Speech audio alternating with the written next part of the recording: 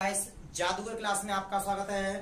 तो आज हमारा टॉपिक रहेगा समांतर प्लेट संधारित्र की धारिता को प्रभावित करने वाले कारक, यानी जो समांतर प्लेट संधारित्र की धारिता होती है वो किन किन बातों पर निर्भर करती है। तो पिछली वीडियो में हमने आपको पढ़ाया था समांतर प्लेट संधारित्र की धारिता का सूत्र निकाला था हमने, C बराबर KA/0/D।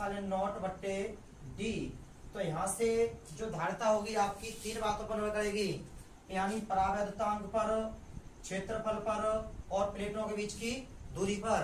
ε0 पर निर्भर नहीं करेगी, क्योंकि ε0 होता है, उसका मान होता है 8.85 × 10⁻⁻⁴ कूलम स्क्वायर बट्टे न्यूटन मीटर स्क्वायर, यानी ये कांस्टेंट वैल्यू है। इसका मान सभी के लिए इतना ही रहेगा, न तो इसका मान कम होगा न तो बढ़ेगा। तो ये धारिता होती है इसके कांस्टेंट वैल्यू पर निर्भर नहीं करेगी, इसका मान कम होगा न इसका मान ज्यादा होगा। तो ये धारिता होगी वो निम्न तीन बातों पर ही निर्भर करेगी, प्लेटों के बीच की दूरी पर, माध्यम पर और क्षेत्रफल पर। इस सूत्र से स्पष्ट हो जाता है कि C बराबर KA/0/D से स्पष्ट होता है, D से स्पष्ट होता है धारिता निम्न तीन बातों पर निर्भर करती है, तीन बातों पर या तीन मानों पर निर्भर करती है, तीन बातों पर निर्भर करती है।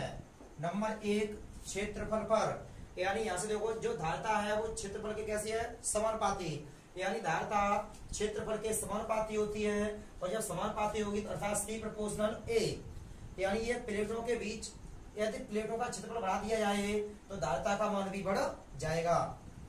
दूसरा पॉइंट है परावैद्युत माध्यम पर, यदि धारिता जो परावैद्युत माध्यम की होती है वो समानुपाती होती है, यदि परावैद्युतांक का मान बढ़ा दिया जाए तो धारिता का मान भी बढ़ जाएगा।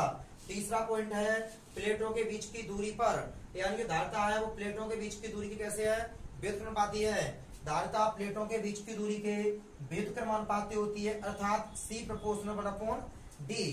यदि प्लेटों के बीच की दूरी अगर ये कम कर दिया है तो धारिता का मान बढ़ जाएगा। जैसे संधारित्र होता है उसमें दो प्लेट होती है, एक धन की होती है एक ऋण की होती है। इनके प्लेटों के बीच की दूरी जो D मानते हैं, यदि यह दूरी जैसे 4 मीटर हो, अगर 2 मीटर कर दिया है तो धारिता का मान क्या हो जाएगा, बढ़ जाएगा, यानी धारण करने की जब क्षमता होगी वो बढ़ जाएगी। तो यदि प्लेटों के बीच की दूरी बढ़ा दी जाए तो धारिता का मान घट जाएगा, और कम कर दिया है तो धारिता का मान बढ़ जाएगा। तो यहाँ से एक नंबर के बहुविकल्पीय क्वेश्चन बनते हैं, तो इसलिए ये इस तरीका से ये तैयार कर लेना। ये तीनों बहुविकल्पीय क्वेश्चन आएगा, उसमें देगा यदि प्लेटों के बीच की दूरी कम कर दिया है तो धारिता का मान बढ़ जाएगा, घट जाएगा या शून्य हो जाएगा, या इनमें से कुछ नहीं। तो प्लेटों के बीच की दूरी अगर कम कर दिया है तो धारिता का मान बढ़ जाएगा। इस तरीका से क्वेश्चन आते हैं उसमें।